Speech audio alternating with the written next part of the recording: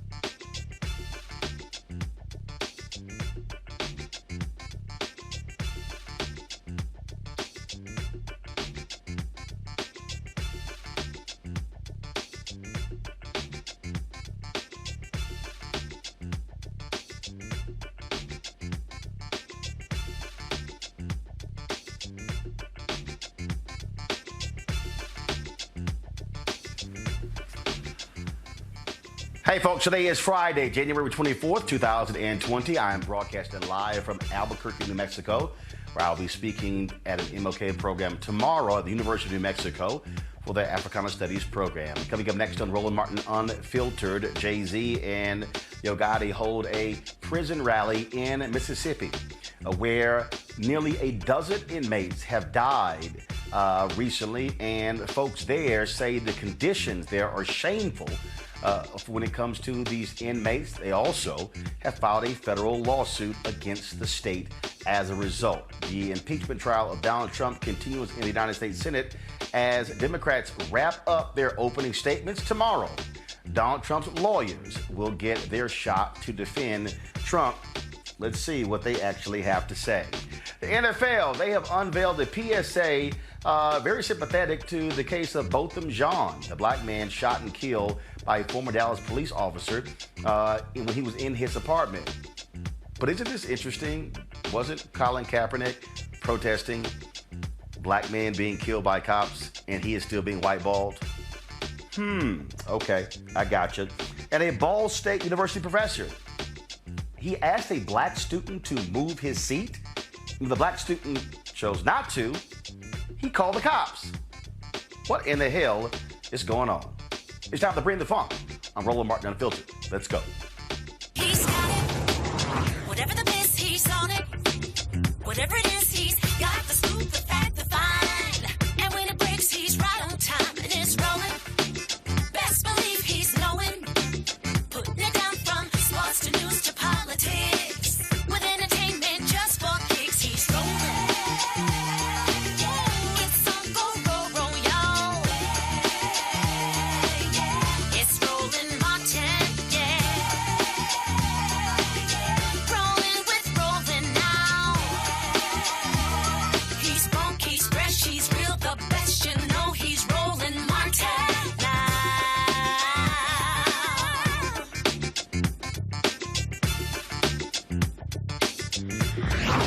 Martin.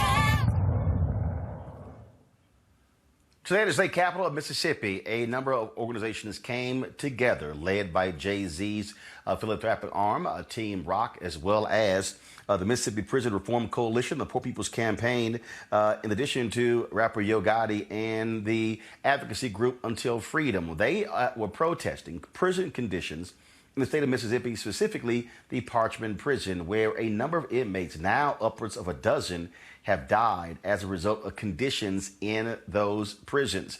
Joining us right now is Tamika Mallory. She is the co-founder of Until Freedom. She is there in Mississippi. Tamika, glad to have you back on Roland Martin Unfiltered. Thank you so much for having me on, Roland, and thank you so much for covering this issue. We can always count on you. So this has just been crazy. I was on social media earlier and I saw a story that said 2 more prisoners have died. And what's interesting is the governor there, 3 more. Okay, the governor there is blaming the prisoners as if the conditions in the prison are just fine and just hunky-dory. Right. Well, what he's trying to do is connect the deaths that are happening in the prison solely with gang violence. He is trying to really exclude the government from responsibility and sort of absorb themselves of any responsibility in this whole situation. There had been a point where in Parchman, while the conditions were still bad, there were not people dying at the numbers that we see. But the conditions there have grown worse. Obviously, it's the winter months. There's been moments, a lot of times, when the prison has been very cold, when the food has not been served as it should. And as the conditions begin to deteriorate even more, it has created tension. Whenever you put individuals in an inhumane situation, you're going to see violence spark. You're going to see suicide and other issues come up.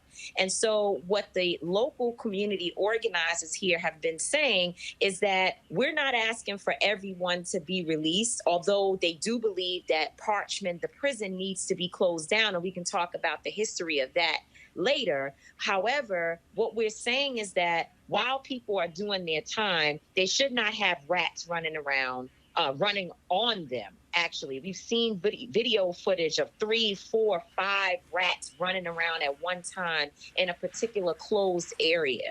We've seen roaches. We've seen the mold. We've seen the water. The water in itself, as we know in Flint, Michigan, and other places where there's dirty water, has the ability to create mental issues. And the water in Parchment is browner than my skin. And so as the conditions have continued to deteriorate, they've been bad for years, but they've gotten worse.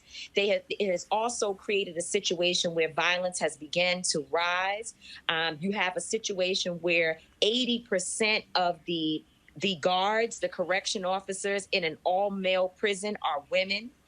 So that has created a particular dynamic. And we know that the staff there is very, very underpaid. There has not been any renewed money and budgets put into the prisons here across the entire state of Mississippi in too many years. So there are a lot of factors, and the governor is being extremely irresponsible by trying to really reduce it to an issue of gang violence rather than having a conversation about the entire picture. Again, 5 people have died since Saturday. 1 man committed suicide. 10 total. 8 of them have taken place in Parchment, and that has been in the last 3 weeks there. Again, the governor has certainly complained about these inmates having cell phones, but the reality is this here.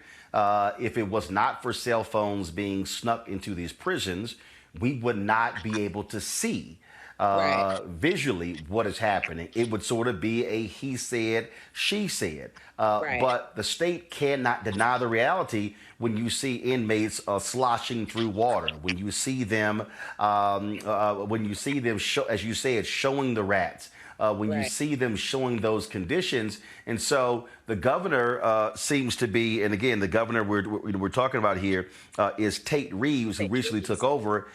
He is more angry because they're actually showing what happened as opposed to what the conditions actually are. Absolutely. I mean, he's talking about the cell phones being contraband, which, by the way, the issue with how the phones are getting in has not come up.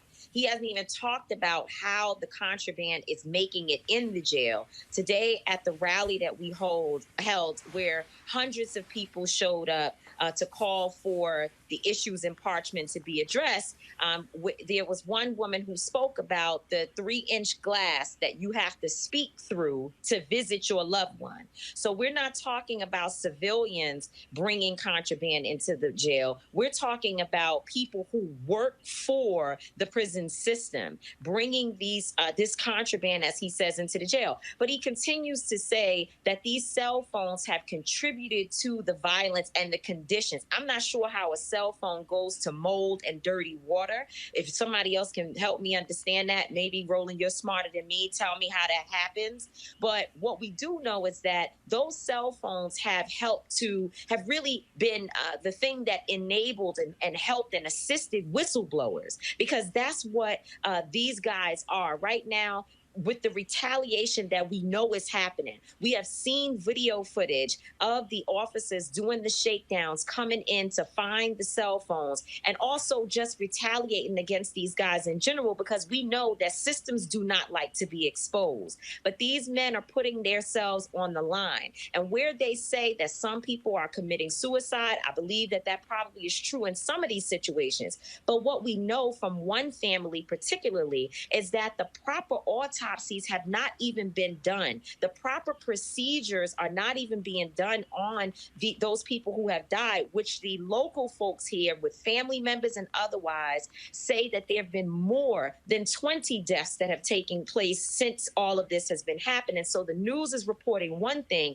but the local folks are saying there's been many, many more deaths. So this situation is an epic humanitarian crisis. That is what we're dealing with. We just saw a video today of someone who showed that the jail is dark. So you have men inside of a prison that is dark, which can also contribute to a real challenge mentally. So this is a real serious situation. And we're saying that everybody, because Parchment is know, Roland. Parchment is all over Texas, Indiana. It's in California. It's even in New York, where we had to do work at the Brooklyn facility, MDC, where they didn't have lights and heat during this time last winter. It's everywhere, and we feel everyone should be paying attention and helping in any way that you can. I am reading a tweet here. This is from was posted about 6 minutes ago by someone going by the name Lizzie Mag 58.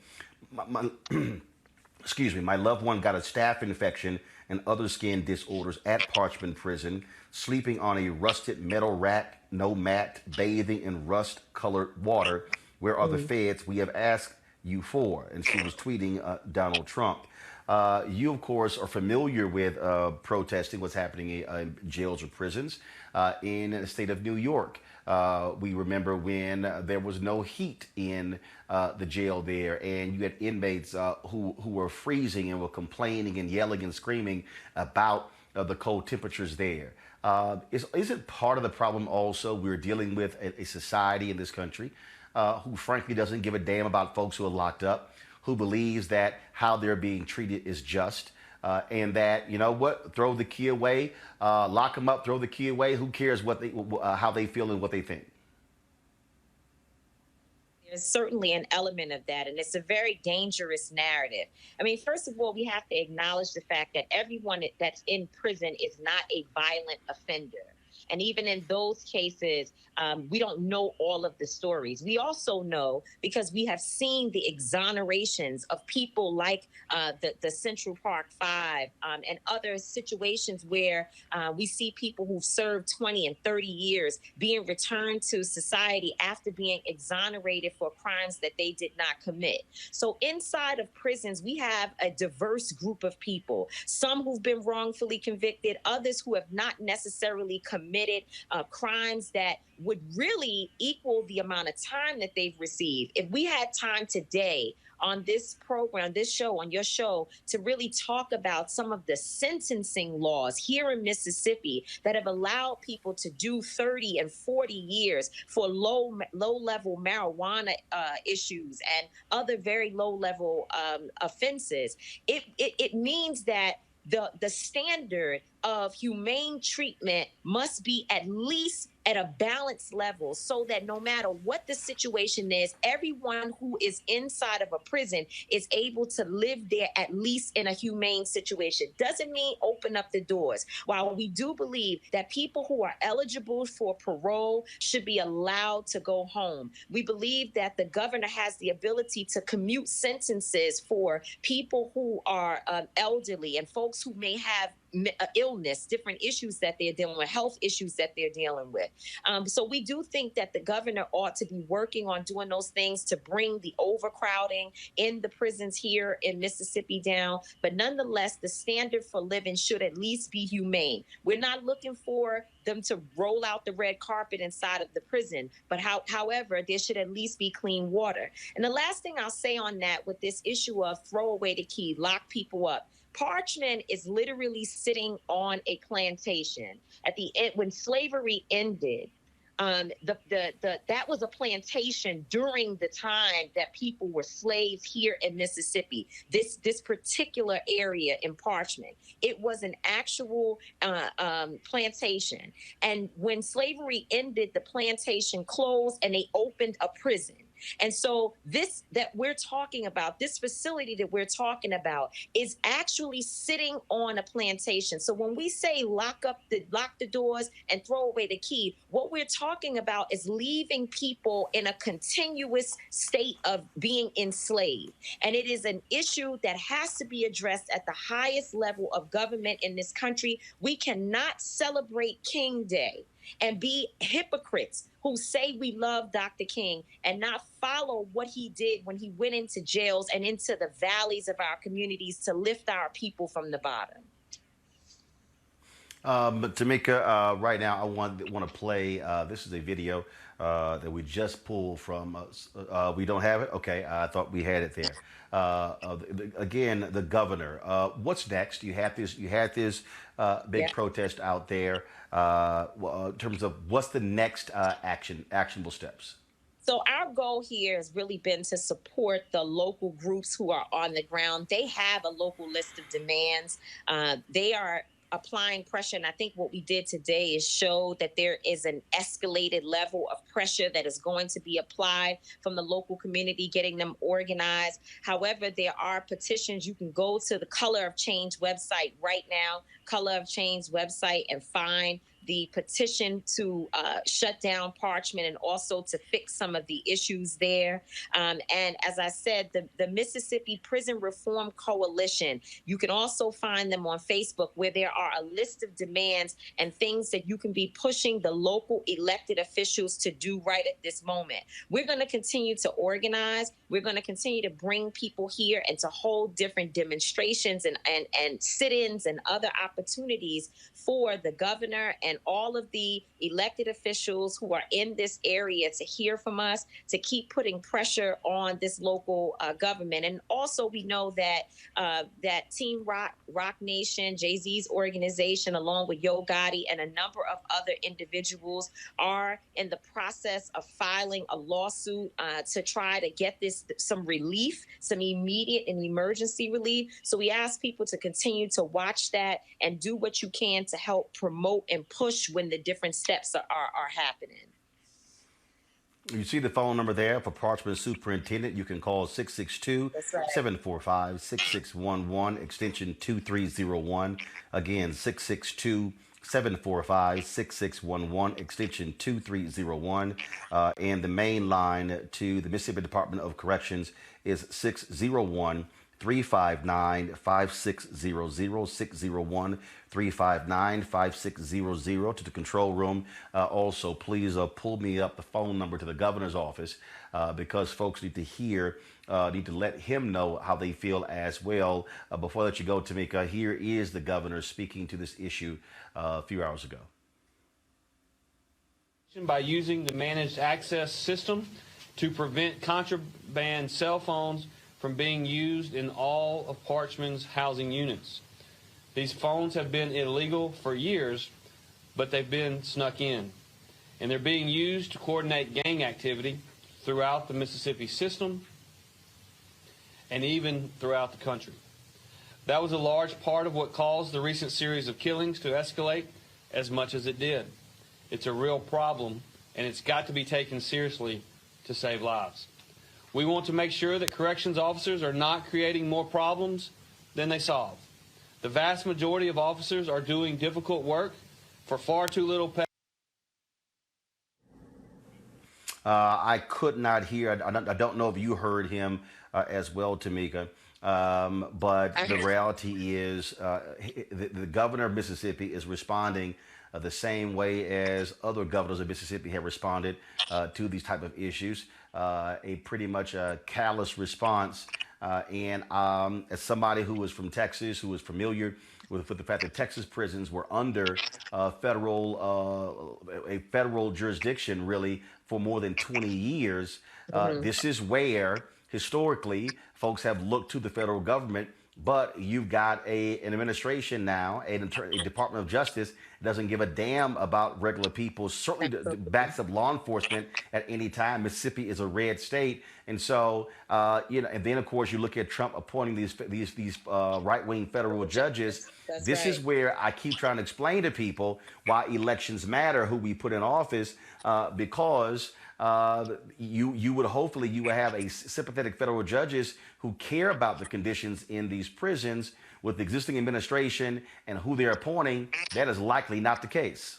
That's right. No, absolutely. I mean, I've been telling folks that while we talk about the First Step Act, and I think it's good work to ensure that people are able to leave prison, while they're doing that and sort of letting people out the front door, they're sending people to prison and also treating them less than human by the millions literally in this country through the back doors, because the federal judges that have been put in place are not people who look at rehabilitation as a real necessity. And also, these are not folks who are looking at ulterior ways, or different ways rather, to deal with issues in our communities. They're not looking for different options and ways to help really get our people on their feet and really get them back into society. And so there's a lot of work to be done. I think one of the demands certainly is to have the federal government look at this issue. However, I have no confidence whatsoever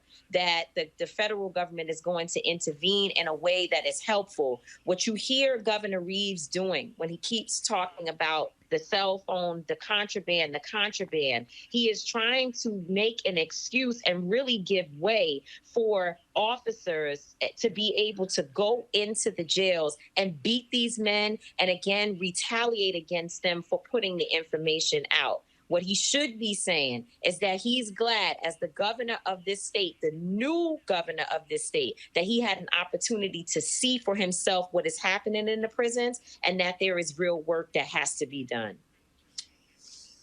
All right, Rukia Lumumba, Executive Director of the People's Advocacy Institute, who is there as well. She and others are promising they will continue, and that there's going to be another protest taking place at the state capitol on Monday. Tamika Mallory, co-founder of Until Freedom. We appreciate it. Thanks a lot. Thank you. All right, I want to go to my panel there in D.C. Melik Abdul, Republican strategist. Pam Key, she's an attorney and activist. Along Victoria Burke, writer with NNPA. Melik, I'll start with you. This is your home state. Are you satisfied with the response that you're seeing from the governor and state officials to the inhumane conditions in these prisons, and also the fact that nearly a dozen inmates have now died in a little more than a month? No, I'm not. I mean, and it's hard for anyone to make the argument that they're satisfied with what we're seeing just because of the videos. A lot of the footage that we've seen about Parchman. And what people should know is that Parchman actually started as a penal farm. It was following the South Carolina model for penal farms and for black people, obviously. And, maybe later, I think maybe about 20 or so years later, it started actually getting white people in there. But, it's the facilities are decrepit. We've seen videos of that. I think the facility probably was built in maybe 1901 or something. But I agree with what Tamika said about, Parchman, unfortunately, is just an example of what we see in areas all around the country. Of course, the governor is going to try to save his butt. But when you have the conditions that we see, like for me personally, seeing one mouse rat is enough in any space. So the idea that you're in a space with the plumbing conditions, and we know there are many instances where I'm pretty sure that lead, the building is so old, I'm pretty sure there are issues with lead contamination and all sorts of things. So that really doesn't surprise me as far as just the people who are pushing back against it. I'm happy that Jay-Z is interested, involved in it. I hope that this actually starts a movement where we're looking at similar places all around the country, because, as again, unfortunately, this is not just limited to Parchman, but this is something that, maybe in an election year, it could actually be helpful to have people like Jay-Z out there. There's a Senate race that's going to be coming up with Senator Hyde-Smith, between Senator Hyde-Smith and Mike Espy. So this is something that can really get people to the polls. And I think that people, irrespective, and we should be clear that, not every person who's at Parchman is black. So white people who are at Parchman are subjected to the same conditions. So this is something that everyone should care about, not just because you may care about black people, but because you care about the humane treatment of individuals, period. Of course, the last time, Pam, we had discussed this issue on Roland Martin Unfiltered, we actually had a white woman who was the mother of a man who was in one of those prisons. Oh, wow. When you look at, again, this response, I mean, I'm sorry, this pretty much callous response, Pam, to, 10 inmates have died. Right. The latest one committed suicide.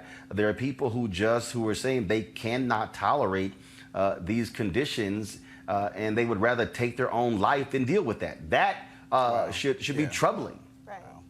Roland, I want to make two important points here. First of all, from a legal perspective, when a person is put into custody or state custody, the state has full command and control over their lives, and there is a responsibility to put them in humane conditions. That has been established by the Supreme Court over and over again. We inherited an attitude towards criminals from our English ancestors that threw people in the bottom of a hole and hoped their families fed them, and if they didn't, they just starved to death. Well, over the years, we found that we didn't want to repeat the mistake that was made in the English penal system because it was inhumane and it had no rehabilitative ability whatsoever. So point number one is, it is the responsibility of the taxpayers of the state of Mississippi to make sure that all of their prisons are in humane conditions. But I want to make another point, and your guest didn't really touch on this, but I have seen on social media in several places, you can't take it all 100% gospel truth, but I've seen a lot about groups of inmates being pitted against each other and correctional officers sort of egging on, allowing, or even spurring violence against inmates or between inmates, and that having low lighting, bad conditions, dirty water, that kind of thing exacerbates the fear and the mental stress and the mental agony of being confined that way. So when you add fear of being attacked or raped or hurt in prison on top of being cold, underfed, or having low lighting, and then on top of that, the despair of not being paid attention to and nobody caring, that's when you start to get suicidal conditions. That's when it starts to get so bleak that people feel like that death is their best option. We're seeing sort of the perfect storm coming together in these prison facilities, and it is up to the 37% of Mississippi's voting population is black. They need to stand up and they need to show up at those polls to vote in people who will take this seriously. Lauren.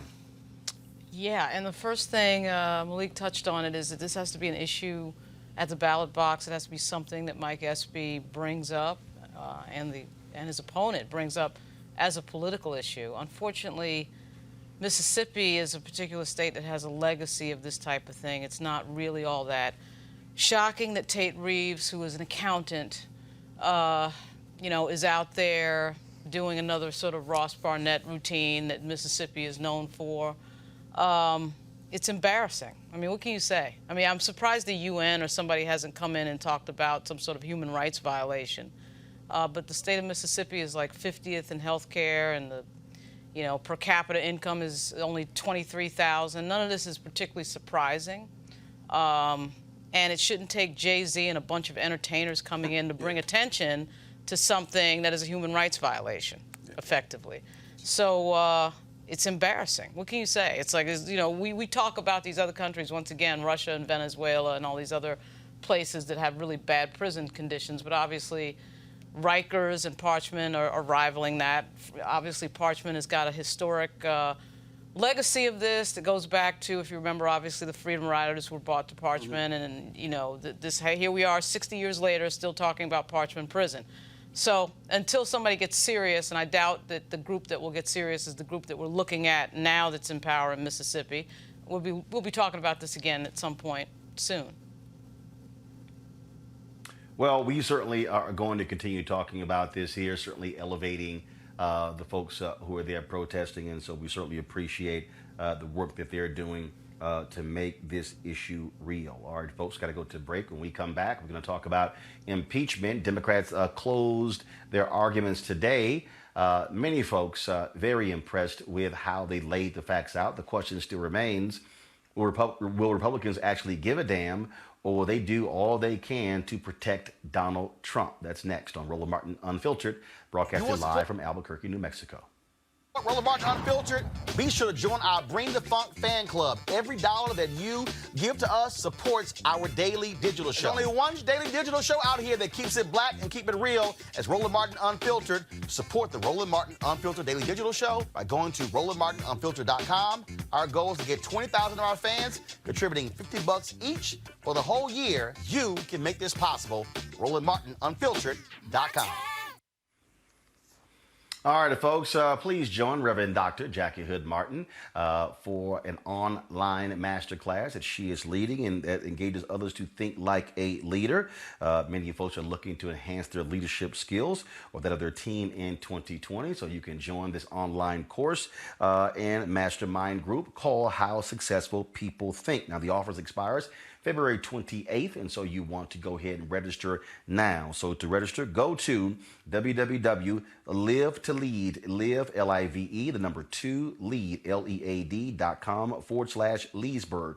Again, the address is www.live2lead.com/Leesburg. Again, it is the online class, How Successful People Think. And so there are a lot of folks out there, of course, who have life coaches and folks who are trying to get them to teach them to learn how to lead. And Dr. Jackie Hood Martin is a certified instructor through John Maxwell in his courses there. And so you definitely can take advantage of that. And again, last one, the website again is www.live2lead.com/Leesburg. All right, folks, today the Democrats gave their final arguments in the opening statements in the impeachment trial of Donald Trump before the United States Senate. Last night, Congressman Adam Schiff closed very strong, challenging Republicans as to whether or not, challenged the entire United States Senate as to whether or not they would allow Donald Trump to completely run roughshod over the U.S. Constitution. They also made it clear that there needs to be witness testimony. This comes after ABC revealed today an audio recording of Donald Trump telling Lev Parnas to take the ambassador out in Ukraine. Sounds like something that John Gotti would say. Here, folks, is Adam Schiff, as well as Congressman Hakeem Jeffries and Congresswoman Val Demings, making the argument as to why the United States Senate should vote to convict and remove Donald Trump as President of the United States. This brings me to the last point I want to make tonight, which is when we're done, we believe that we will have made the case overwhelmingly of the president's guilt. That is, he's done what he's charged with. He withheld the money, he withheld the meeting, he used it to coerce Ukraine to do these political investigations, he covered it up, he obstructed us, he's trying to obstruct you, and he's violated the Constitution. But I want to address one other thing tonight. Okay, he's guilty. Okay, he's guilty. Does he really need to be removed? Does he really need to be removed? We have an election coming up. Does he really need to be removed? He's guilty. You know, is there really any doubt about this? I mean, do we really have any doubt about the facts here? Does anybody really question whether the president is capable of what he's charged with? No one is really making the argument Donald Trump would never do such a thing. Because of course we know that he would, and of course we know that he did. It's a somewhat different question, though, to ask, okay, it's pretty obvious, whether we can say it publicly or we can't say it publicly, we all know what we're dealing here with this president. But does he really need to be removed? And this is why he needs to be removed. Donald Trump chose Rudy Giuliani over his own intelligence agencies. He chose Rudy Giuliani over his own FBI director. He chose Rudy Giuliani over his own national security advisors.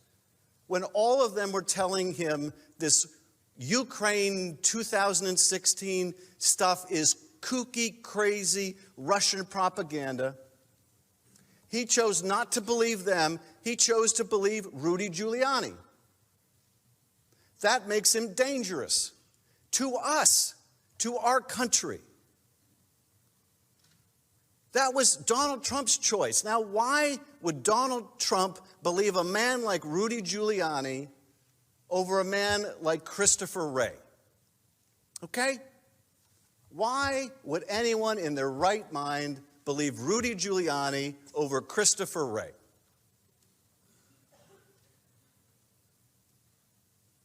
Because he wanted to, and because What Rudy was offering him was something that would help him personally. And what Christopher Wray was offering him was merely the truth. What Christopher Wray was offering him was merely the information he needed to protect his country and its elections. But that's not good enough. What's in it for him? What's in it for Donald Trump? This is why he needs to be removed.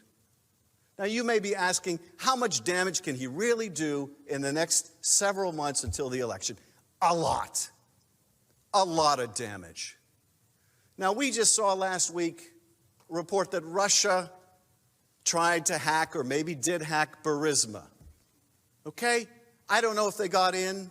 I'm trying to find out. My colleagues on the Intel Committee, House and Senate, we're trying to find out, did the Russians get in? What are the Russian plans and intentions?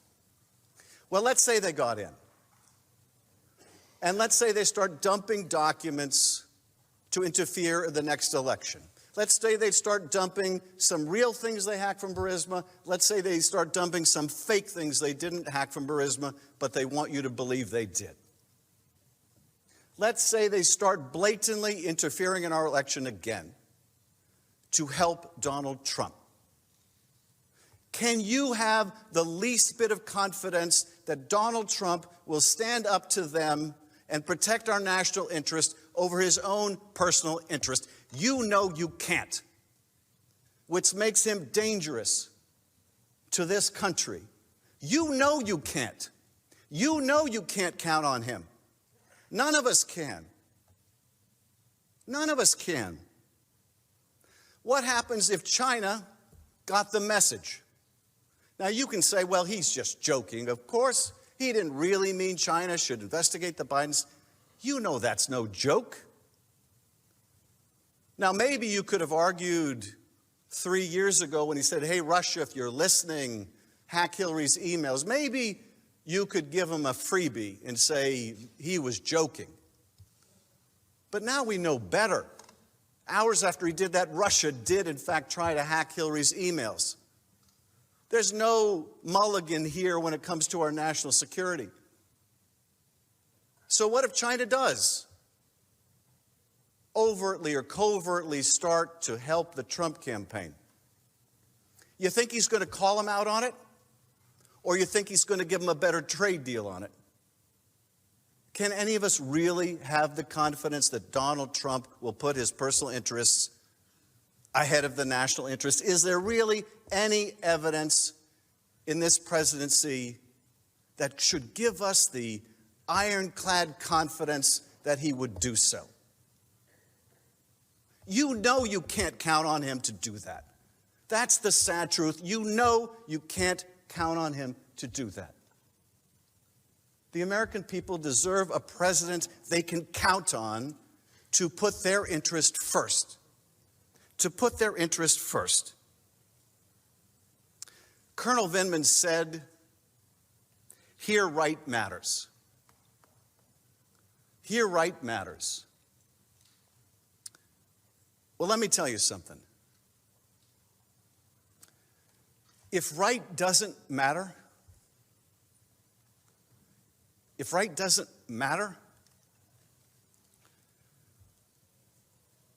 doesn't matter how good the Constitution is. It doesn't matter how brilliant the framers were.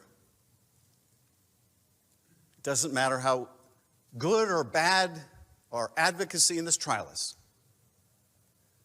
It doesn't matter how well written the oath of impartiality is. If right doesn't matter, we're lost. If the truth doesn't matter, we're lost.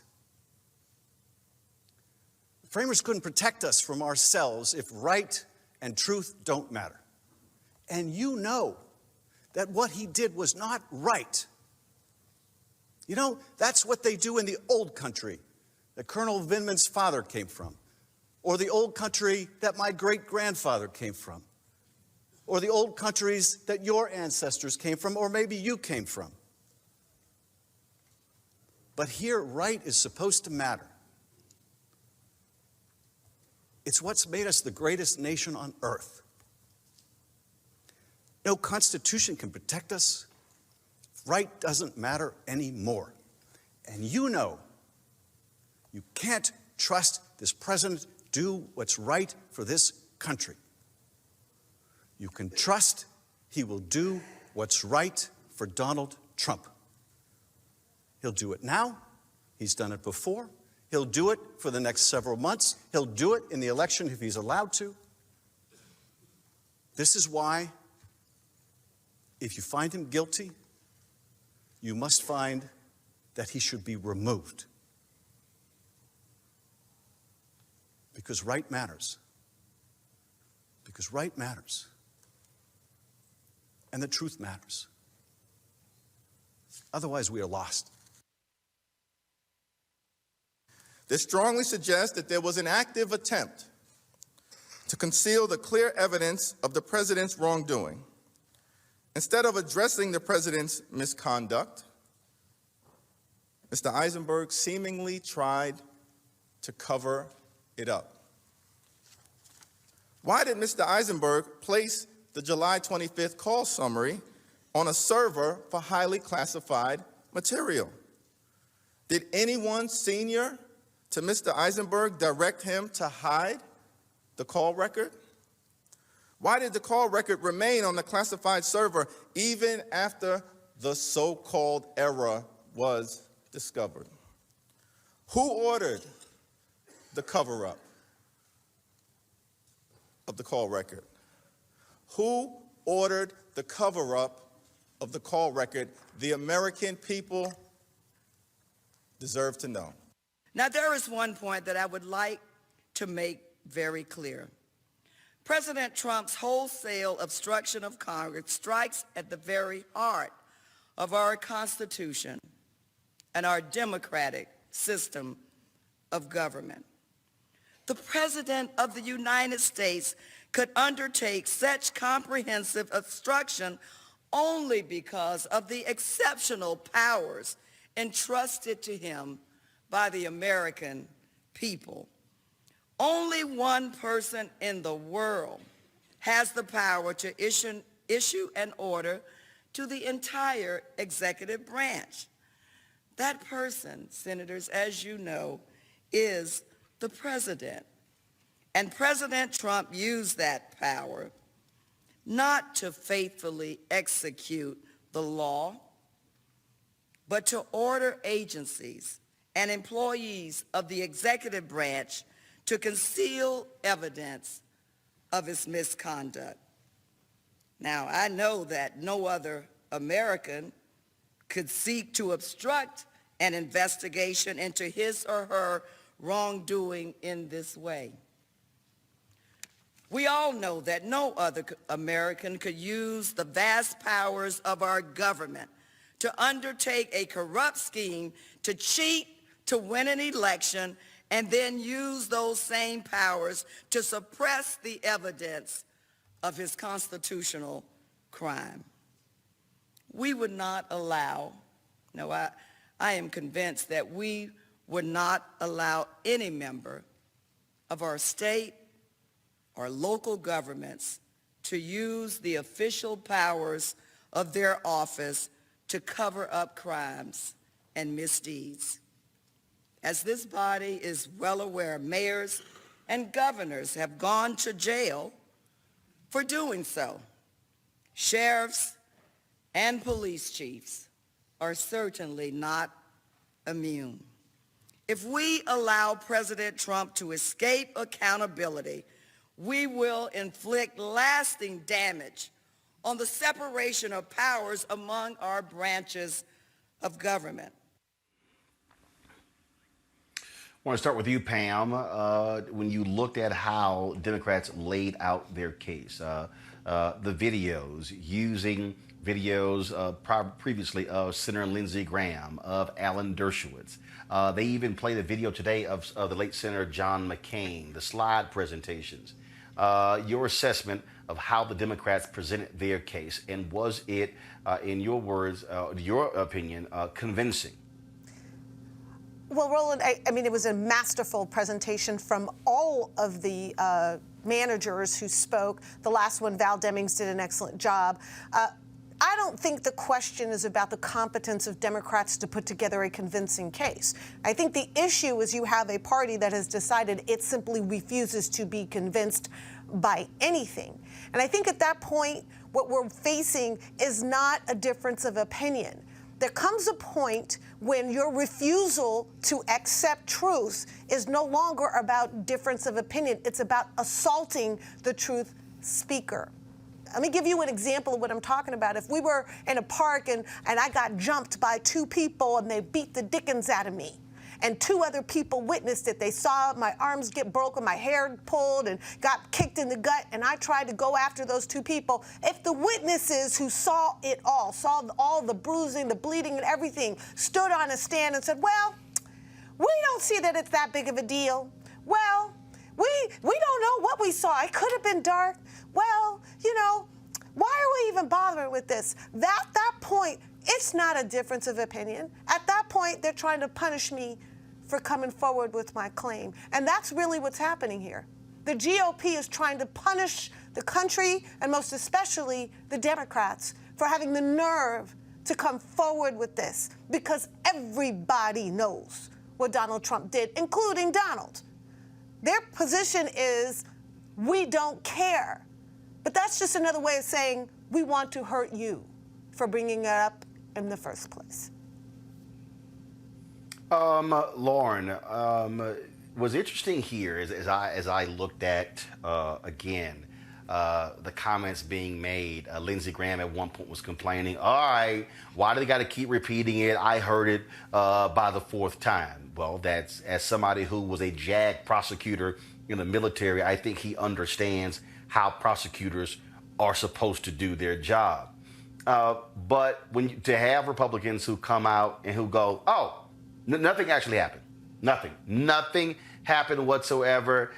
It's sort of like la, la, la, la, la, la, la, la. I don't want to hear anything. I mean, they literally sound like spoiled children. As you listen to what took place, it is undeniable that Donald Trump used the power of the presidency to withhold aid to Ukraine in order to get them to investigate a political rival. It is undeniable.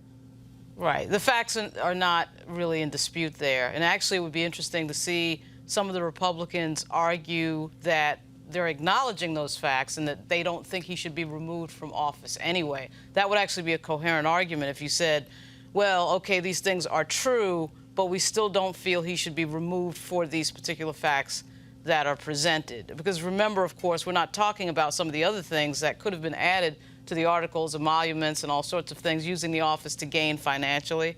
But frankly, I think the Senate is about to prove that Donald Trump is, in fact, above the law. I mean, this is a political moment, and no matter how coherent and rational these presentations are, and they are coherent and rational, most of the managers on the Democratic side, of course, are attorneys, and so they're arguing this sort of fact-based, reality-based, thing out there. But we're in with the political realm, and one thing that Trump and his folks are good at is understanding that you have to communicate, you got to put it where the goats can get them, as they say in communication. So they're not bothering with factual data. They're not bothering with reality.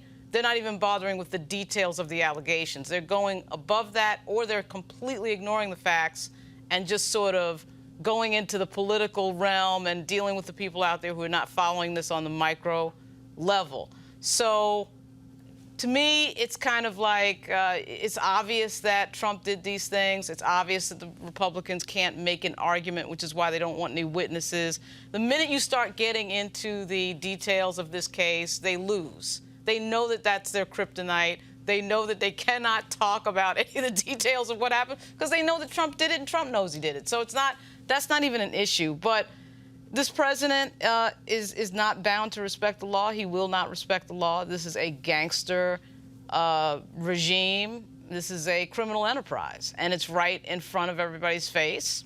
And they're going to play this game of chicken and see if they can get away with it. And they probably will get away with it. The only good thing that comes out of this is that you do see Republicans. They started a group You see some Republicans who started a group that are saying basically that this is outrageous. So the Republican Party is sort of starting to split in two. It's not just all political for some. That's at least good to see. Rick Wilson and his group. But other than that, we're about to see that this president, in fact, is above the law.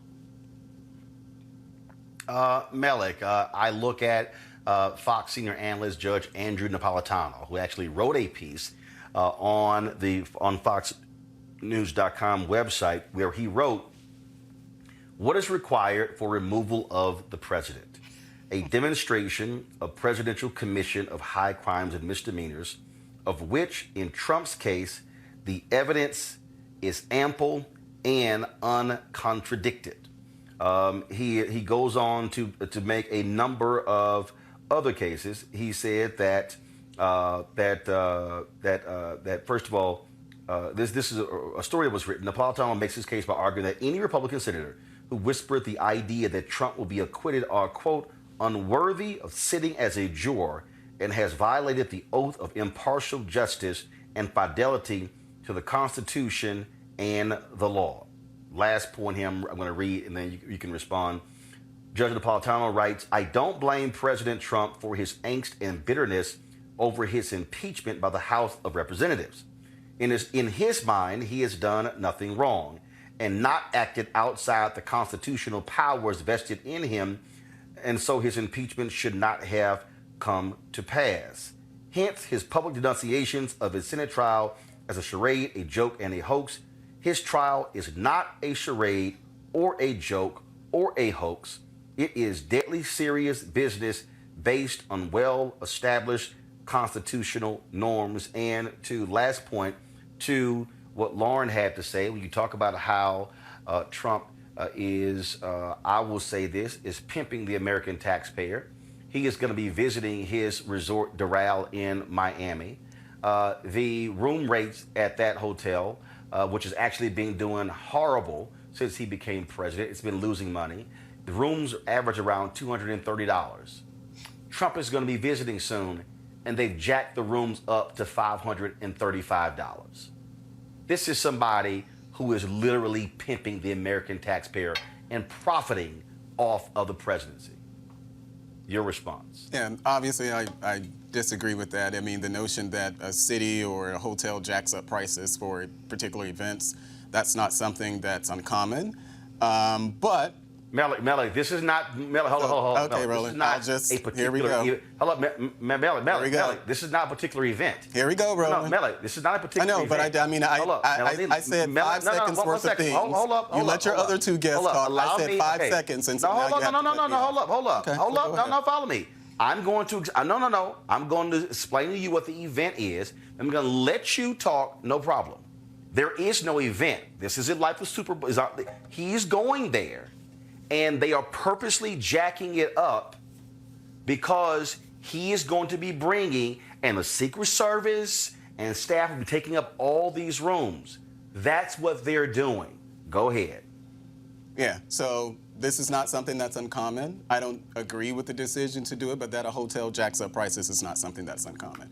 About the hearing itself, I don't doubt that, so tomorrow when Republicans actually start their defense, I don't doubt that the Republicans, there will be many people who will be disagreeing with what Republicans are saying. I think this is a lot of theater that we're seeing now.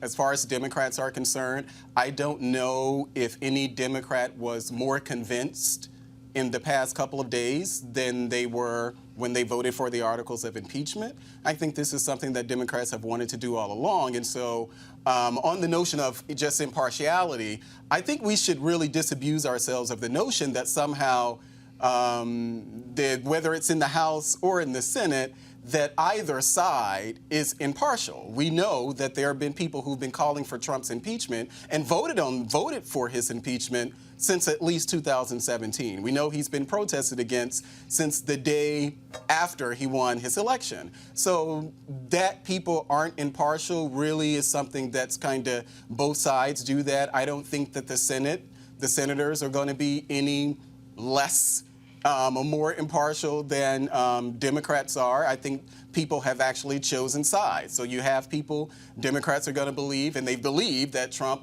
even during the Mueller investigation, because we had those 11 instances that Mueller cited that were impeachable, we just did not get there because this came up. So those same people who believe that are the same people who are going to believe this. Even the presidential candidates that we have out there now who were calling for his impeachment before the House actually voted on the articles, before witnesses actually testified. So that people are, you know, that this is the politics of the day. But I did want to correct something that you said about the Parnas guy or something, the ABC story. Well, the ABC story never actually said that Trump instructed Parnas. He was actually instructing his chief of staff. Now his deputy chief of staff. Now we can make the argument that that's not something that he should be doing. We know that that's the president. Why is he? First of all, let's be real clear. Why is he talking to Lev Parnas about getting rid of an ambassador? Second of all, let's deal with this here. Donald Trump has lied by saying he didn't know who Lev Parnas was. He just sort of took a picture. There's an audio recording of you having a conversation with him. Why is Lev Parnas and Rudy Giuliani working to oust a U.S. ambassador? If you want to get rid of somebody, it's the State Department's job. Also, why did American security personnel tell this ambassador, you need to get on the next plane because they felt that she was being targeted? Well, that's something that... And Parnas is on record as saying they were targeting her and they were threatening her. I'm sorry, where do you think you got the nod to threaten the Ukrainian ambassador? Who told you that? Well, that's we know that, you know, this is a lot of, and I would say, you know, that's more of a gangster-like move. But again, Donald Trump actually asked that. What gangster was Lev Parnas and Rudy Giuliani working with and doing the bidding for? So, as I said, that's more of a gangster move, but we should No. I need you to answer the question. See, if you're going to call something a gangster move, you need to name the gangster. But who was Lev Parnas and Rudy Giuliani working on behalf of? But we should not ignore the fact that, of course... No. Malik, I need you to answer. Roland, who was Lev Parnas and Rudy Giuliani working on behalf of? So, as we know, that they were in that room with Donald Trump, so I would assume that that person actually is Donald Trump. But again, so he was actually And in fact, according to the transcript... according to the transcript... Here we go. Malik, according to the transcript... No. I'm stating facts. Yeah, and I just told you the fact that you actually did not tell the truth on air about, but here's the deal. According to the transcript that Donald Trump always references, in the transcript, he tells the Ukrainian president, you're going to hear from Rudy Giuliani. Yeah, well, I'm someone who actually believes that Donald Trump should really get rid of Giuliani. I didn't think that Giuliani should have been on Donald Trump's team, even when he was floating around that he was possibly going to be the Attorney General. And I think at some point it ended up being Secretary of State. You know, I'm one of those who believes that Rudy Giuliani has not served the president well at all.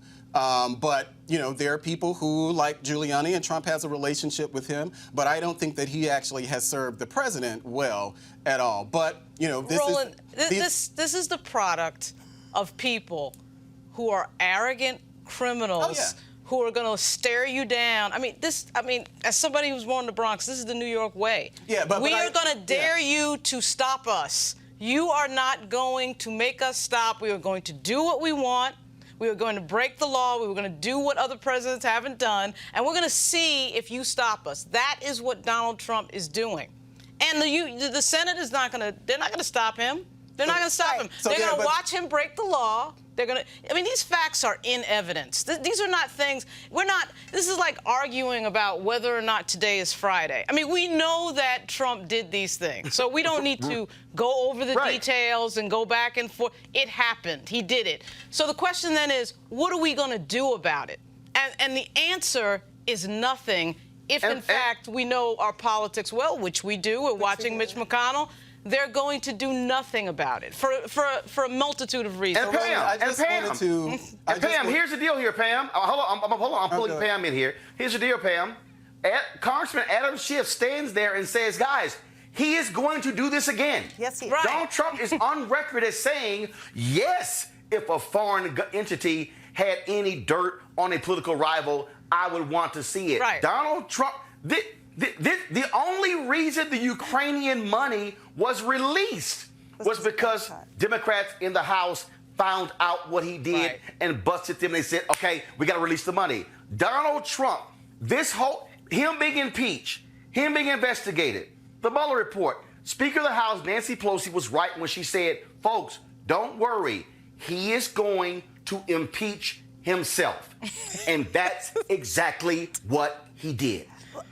Roland, I want to make 2 quick points here. First of all, I want to address the point that Malik made, which is, it's all political. We don't have to actually engage the evidence at all. Democrats didn't like him. Therefore, he should get to commit whatever crime he wants and not be held accountable because the Democrats always wanted to get him. That is one of the most intellectually dishonest and superficial.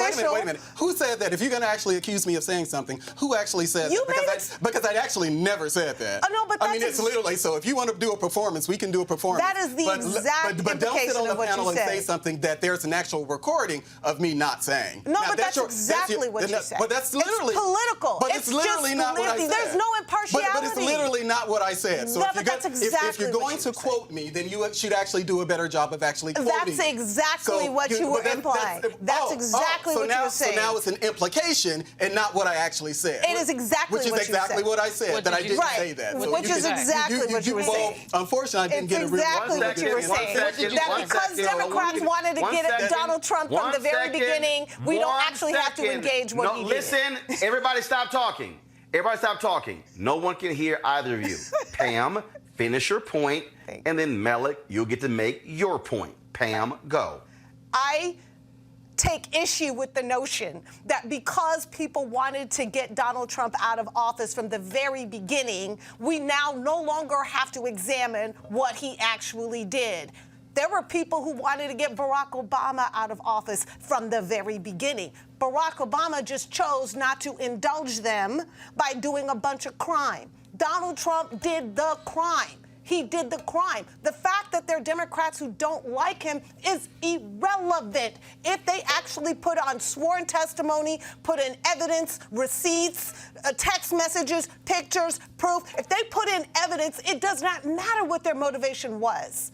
At the end of the day, if he did the crime, he needs to do the time. That's the point I'm trying to make. This notion that a Senate should be, the impartiality of the Senate should be jettisoned because they just don't like Democrats is ridiculous. The oath that you take to the Constitution and upholding the rule of law is not dependent on whether you like or you don't like him. We're not getting rid of Donald Trump because we don't like him. We're not impeaching him because we don't like him. He indulged us by committing a bunch of crimes, and he got caught doing so. He doesn't get absolved from that because if you absolve him, somehow you give a benefit to the Democrats. He has to be held accountable one way or another. This notion that you don't have to actually engage the data, the facts, the evidence, the testimony, because, if you do so, that's going to help Democrats, that's obscene. That's an obscene miscarriage of what your oath is. And that was the point I'm trying to make. There is no justification for some unwillingness to actually look at the evidence. That's not justified. That's immoral. Yeah. So, Roland, now I can... Malik? Yeah. Malik, final comment. Yeah, so Pam did not tell the truth because that's not something that I actually said. And I'll repeat what I said again. We're at a time where Democrats are not going to believe that Republicans are sincere in investigating this. Republicans don't believe that Democrats are sincere. We know that both sides have come to this already pretty much decided which way they're going to go. Whether or not that was in the House or whether that's not in the Senate. There's not going to be any senator on the Democratic side or Republican side who probably will change their view about it. Now, what I do want to say is that I'm one of those who has said that there was nothing perfect about that call. I've said that on your show many times, and there have been many Republicans in the House and across the country who've said that Donald Trump shouldn't have made that ask on the call. You mentioned Judge Napolitano. I watch Fox all the time, believe it or not, and there was a good, healthy debate between Judge Napolitano and Professor Turley on whether or not what Donald Trump did is something that's actually impeachable. I think that if we're going to have an intellectually honest conversation, we can have... Okay, fine, Melik, answer the question. Melik, answer the question. Do you believe what Donald Trump did is impeachable? No, I don't. The man is a thug and a gangster, a white-collar thug, and if he was black, he'd be under the jail. Maybe Donald so, Trump is guilty. See, we want to play this game. Well, we know he did it. He stopped aid from Ukraine to kneecap Joe Biden. And that happened. That happened. That factually happened. The question is that impeachable? You think it's right to hold up international aid to kneecap your political rival? Well, no, but just because you believe that's something you think that's okay? You think that's cool? Because that's something that you believe is impeachable. So if Barack Obama had done that, you'd be sitting here like, oh, that's cool, that's all right, let's not impeach him. Well, as someone who actually voted for Barack Obama. And here's the thing, Malik. I actually would say we're not even talking about half the stuff Trump did that we could have added to the article. Well, you could have added that's the 11. What I'm saying. You could have We're only doing two. We're only doing two. That Mueller came, Look, but you did not. It's not going to happen for this part you're right about. For political reasons, because, of course, the Republicans don't care. They're thinking about their constituents, and they're going to let them off. So here it is. You're literally proving so basically, they're going to say, oh, it's okay, it's good. Okay, folks, It's all good. Everybody pipe down. Everybody pipe down. Republicans going to let them off. Everyone pipe down. That's the way it works. Everyone stop talking. Everyone stop talking. No one can even hear what any of y'all are saying because it sounds all mumbled, because that's how it sounds on my end. And none of us sounds at home. I'm sure it does. Republicans are going to present for 1 second. Republicans will present 3 hours tomorrow. Excuse me. I'm talking. Yeah, Republicans will start their... I'm talking. Republicans will start their presentation tomorrow, 3 hours. They will pick it up on Monday. We will be discussing it on Monday. Going to a break. When we come back, the NFL releases a PSA regarding the Botham Jean case. Really? Did we forget what Colin Kaepernick was protesting? I'll discuss next. Roland Martin Unfiltered. You want to support Roland Martin Unfiltered? Be sure to join our Bring the Funk fan club. Every dollar that you give to us supports our daily digital show. There's only one daily digital show out here that keeps it black and keep it real as Roland Martin Unfiltered. Support the Roland Martin Unfiltered daily digital show by going to RolandMartinUnfiltered.com. Our goal is to get 20,000 of our fans contributing $50 each for the whole year. You can make this possible. RolandMartinUnfiltered.com. You did exactly that. Excuse me. Thank you. The Congressional Black Caucus has put out an emergency call for national African American leadership. They'll be holding a summit February 3rd and February 4th in the nation's capital. On February 3rd, it will take place at the Hyatt Hotel in Washington, D.C. On February 4th, it will take place on Capitol Hill. A number of workshops and sessions are planned. It is all focused on the 2020 election, the Democratic primary, but also the fall election, as well as the U.S. Census, which is taking place. And so if you go to this website for more information, cbc.house.gov/2020, cbc.house.gov/2020 for more information.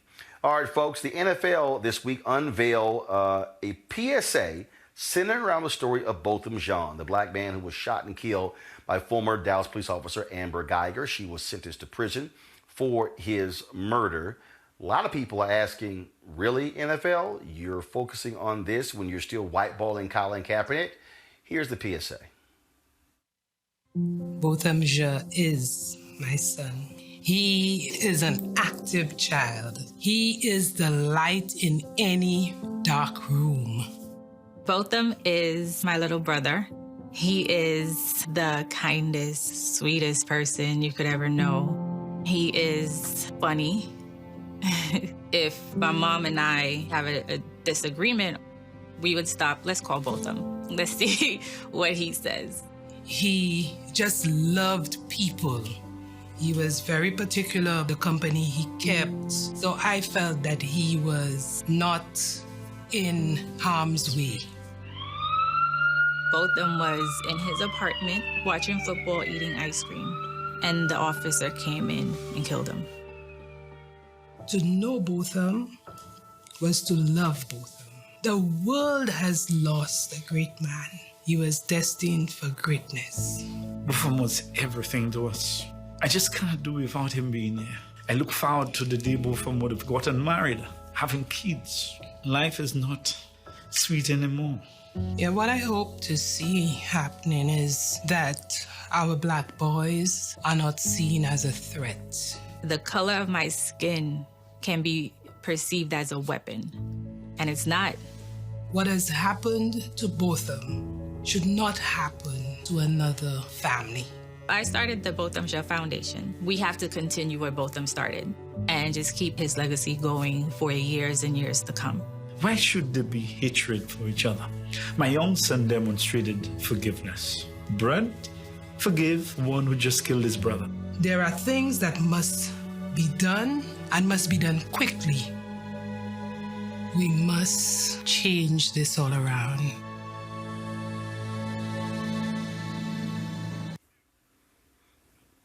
Here was a tweet sent out by Jamel Hill. I think I remember someone named Colin Kaepernick taking a knee to protest the police killings of unarmed black people and being blackballed. I use the word whiteballed from the NFL because of it. I had to have been dreaming, right? Lauren, what the hell was that? No idea what that was. If they want to do something real, hire some black coaches and put some money in the pockets of African Americans who, I mean, this is an 80% African American league. And you want to do a PSA, it's cool. It has nothing to do, my comments have nothing to do with Botham Jean or his family or anything like that. But that's not a tangible, okay?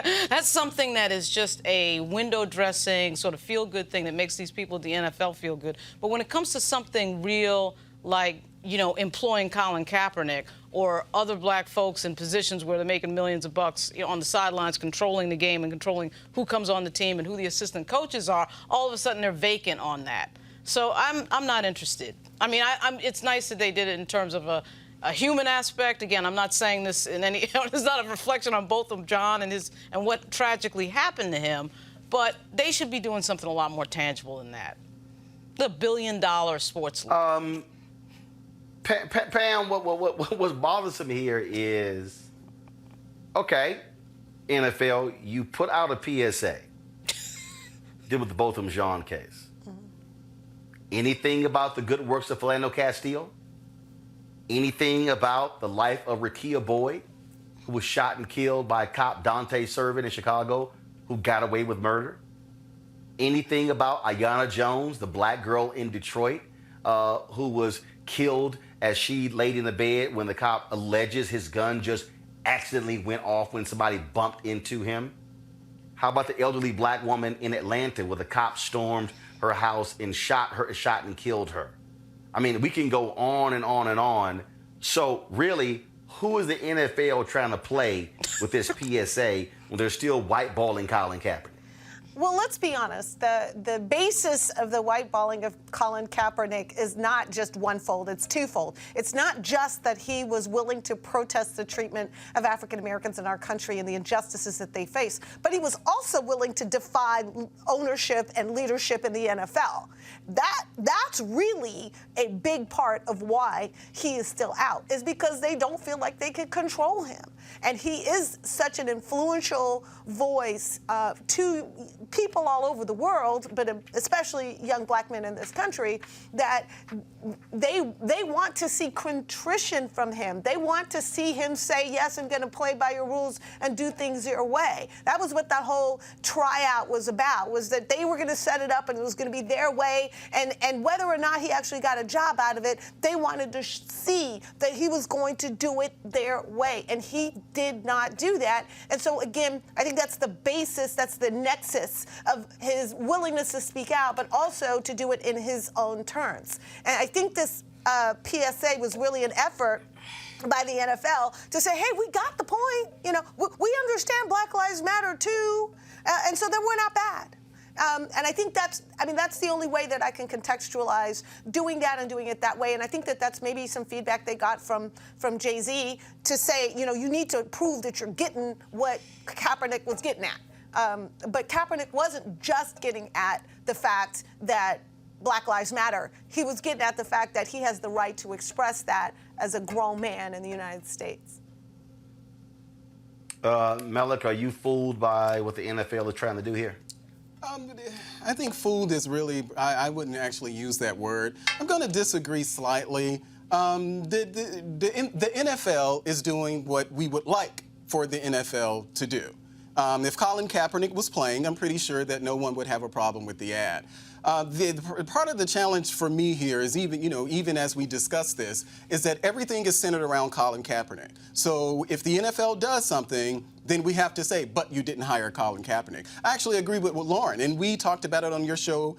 You've been talking about it for several weeks now, as far as the leadership in the NFL. Who's, the front office team, whether or not there are many of us, the number of us who are going into these spaces. I do believe that that's something that the NFL should focus on, but I don't think that because Colin Kaepernick, one person, is not playing, then that totally it doesn't validate everything else that the NFL is doing. What we should also realize is that it's not just Jay-Z. There's the actual Players Association have been involved in pushing the NFL on some of these issues. So we really shouldn't just, and I know we're not just being overly critical here, but we really should acknowledge that there are NFL players who are pushing the NFL to do this because this is what we wanted them to do. I get it. Colin Kaepernick is not playing. Colin Kaepernick probably will never play in the NFL again. But if these are the things that we wanted the NFL to do, and the NFL does those things, and then we say, well, you didn't hire Colin Kaepernick. I mean, well, no, they didn't, but they're doing it's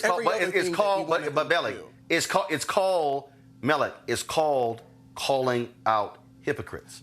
It's called exposing people. But what if they did? One second. It's called exposing people for who they are. It's saying, oh, you think that we're so dumb that we somehow don't understand that what you're doing is you want to show how you care about this story and this family when you, the owners, got upset and you are continuing to keep one particular player out because he dared to start a movement protesting the very type of things that led to the death of Botham Jean. That's why Colin Kaepernick's name is going to come up, and not just that he was whiteballed initially, that he is continuing to be whiteballed by the NFL. That says you are a hypocrite. Roland, I totally get that, and I totally get the fight for Colin Kaepernick. But let me ask you this.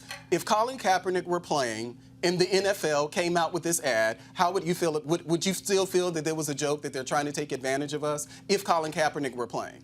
No, excuse me. If Colin Kaepernick was on an NFL team and the NFL released this PSA, I would not be calling them hypocrites. Right. So let me be clear. Let me be clear. I am calling them hypocrites because they are continuing to whiteball someone who protested the very type of thing that they are discussing in the PSA.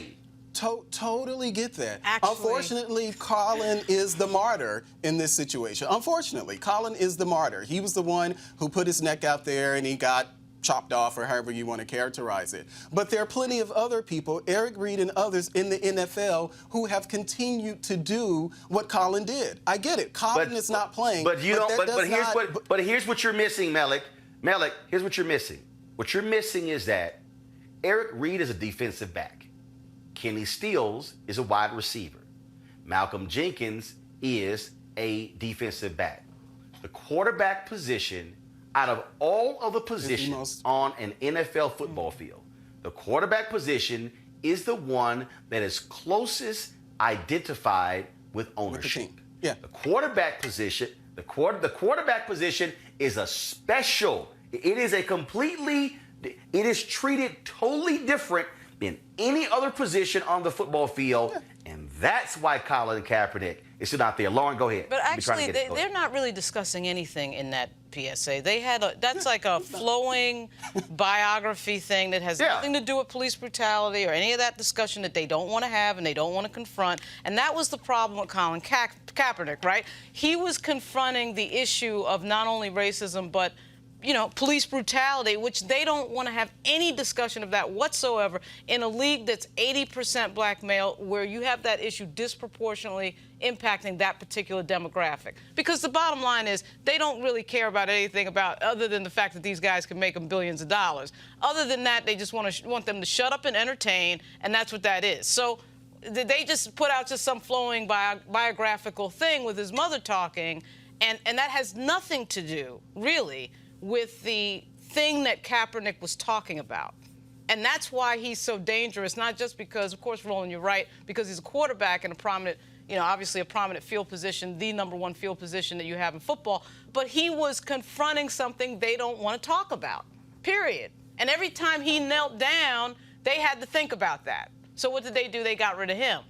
Right. And really, these players, I think they don't realize really the power that they have, because they could stop the whole thing. The whole money train would stop if just maybe 100 of them decided, you know what, we're not playing on Sunday. Now what are you going to do about it? But Roland, and Lauren makes a very good point, but I really want to stress this point, that there are players in the NFL who are doing those very things. There are players in the NFL who they are pushing the NFL to do things like this. So we can't ask for it, and then when they do it, we say, well, Colin's not playing, so I'm not going to like it. But the NFL pushing the NFL. No. That is not. No. The NFL. Okay, Malik, you just sat here and you just went nuts because what? No, Malik, you're wrong. You just sat here and talked about what Pam just did. Oh, she didn't quote you. No. What I am saying is this: when you, as an NFL, are continuing to whiteball a player who dared to raise the consciousness of people on these type of issues, and then you release this PSA, you are continuing to be a hypocrite because you are purposely keeping him out. Yeah. Two things can be true at the same time. Pam, I know you want to make a comment. Go ahead, Pam. I think that Lauren is exactly right. I mean, at the end of the day, there may be a whole bunch of players in the NFL who have taken up this cause in various and sundry ways, but they're not the ones that Donald Trump said, fire the SOB and get him off the field. They weren't the ones who were being attacked directly. And so it's a symbolism. I mean, let's just be honest. This is very much symbolic. And the NFL, by holding out Colin Kaepernick and doing so in a coercive way, let's not forget that he won that arbitration, and we don't know the exact dollar figure, but the estimates were upwards of $60 million from the NFL for colluding and keeping him out of the league. He won that case.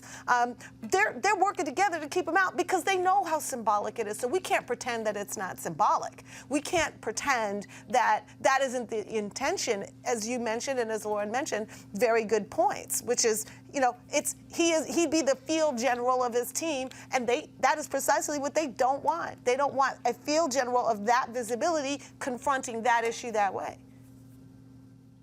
All right, folks, I got to go to this story right here, the last one before we leave, and that is a Ball State University professor called the cops on a student who declined the teacher's request that he move desk during the middle of class. Here's what took place. Yo. Who's, are you in this class? Yeah. What should I let me talk to you about? I'm just asking him to sit here. Did you want to sit? No, that's fine with me. Okay. If you think I'm not going to. My laptop is on the charger. No, if he sits here, that's fine with me. Because no, I'm not going to sit. I do whatever I like to. All right, you want to sit here or do you want to leave? Why am I moving in the middle of class? He legit stopped the class to try to move me. I've been back here on this PowerPoint. Are you being disruptive in the class? No, I'm not doing that. The whole damn class is here. It's cool. It's cool. You know what? I'm going to leave. He's been on our work the whole time with a plug. I got some stuff over there. He hasn't done anything wrong. He has not said a word. The PowerPoint, he said nothing. What I do, you want to, whatever your name is, take it up to the dean. It's cool, man. Don't even worry about it, boss man. Okay.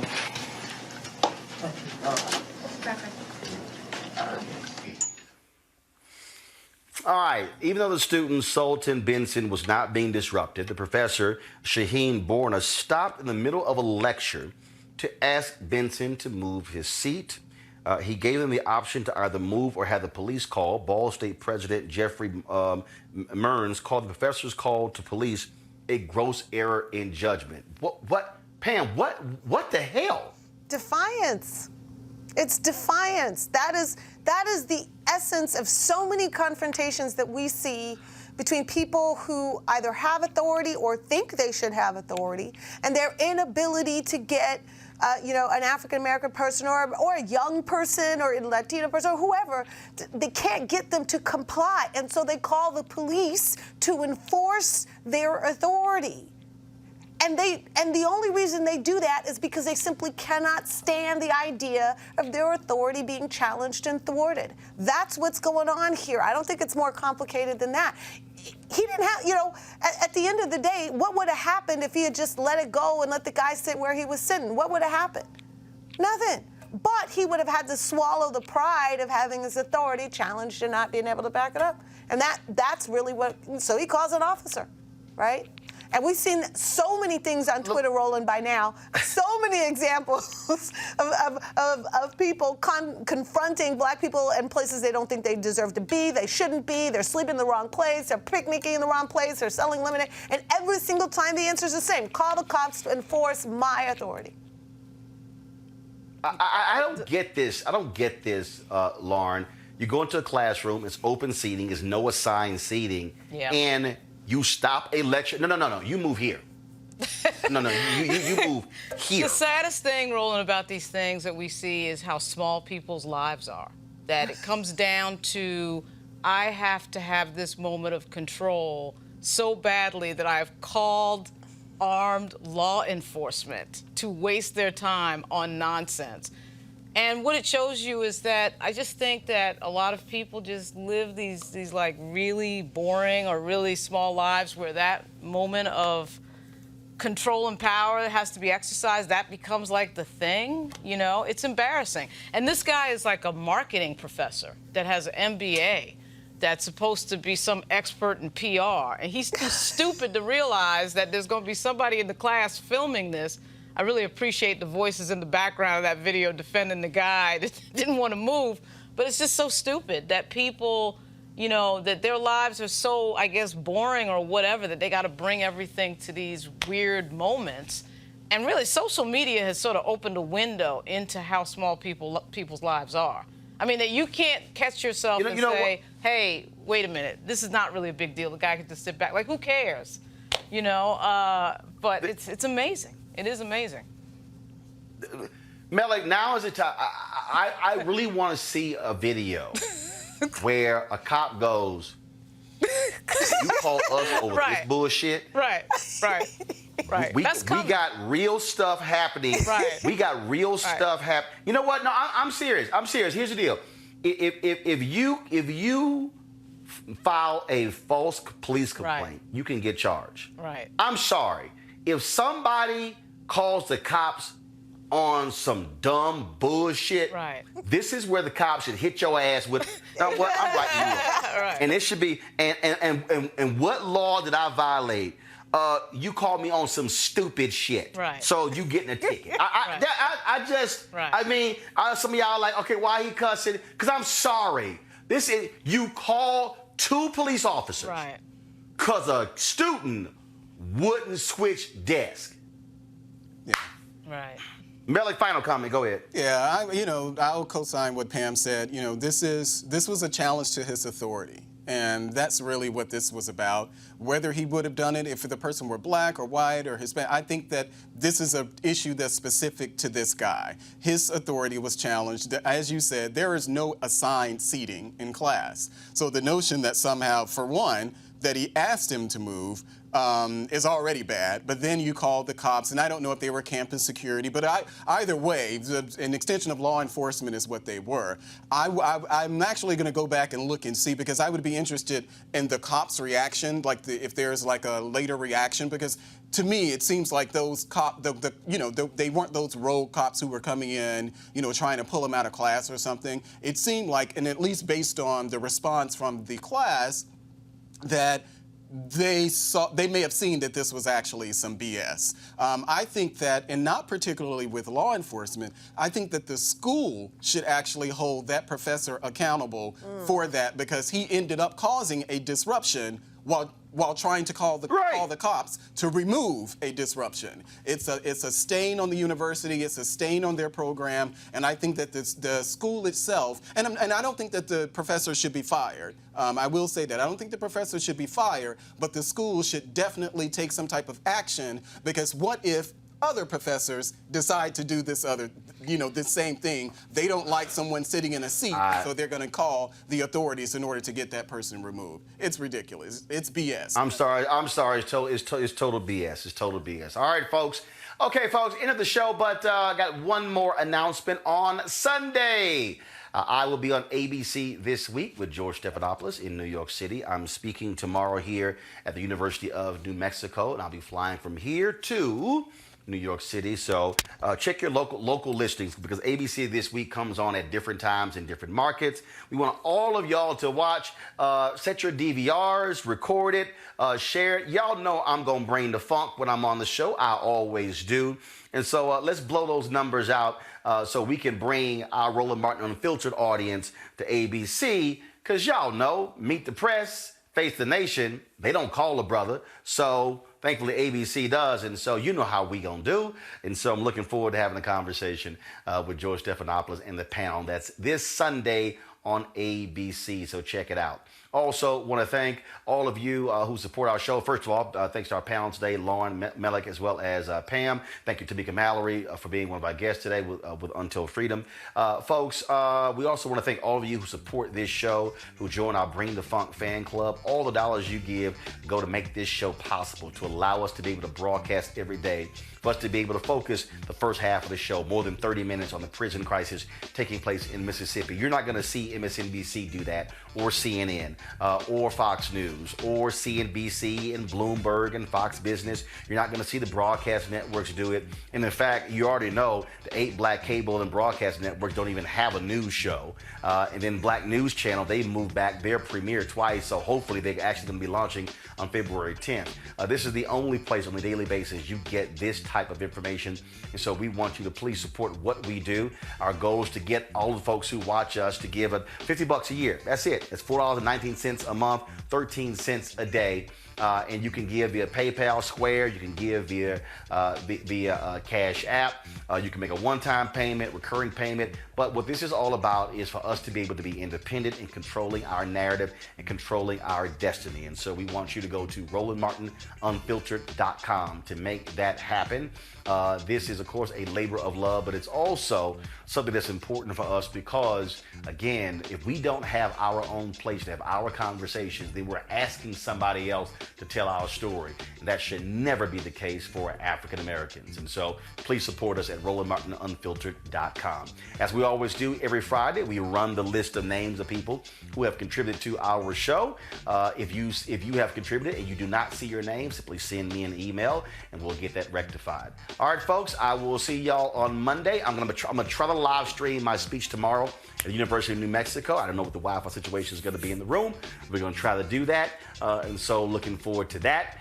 And if I don't do that, I'll see you Sunday on ABC, and I'll see you Monday right here, Roland Martin Unfiltered. Holla!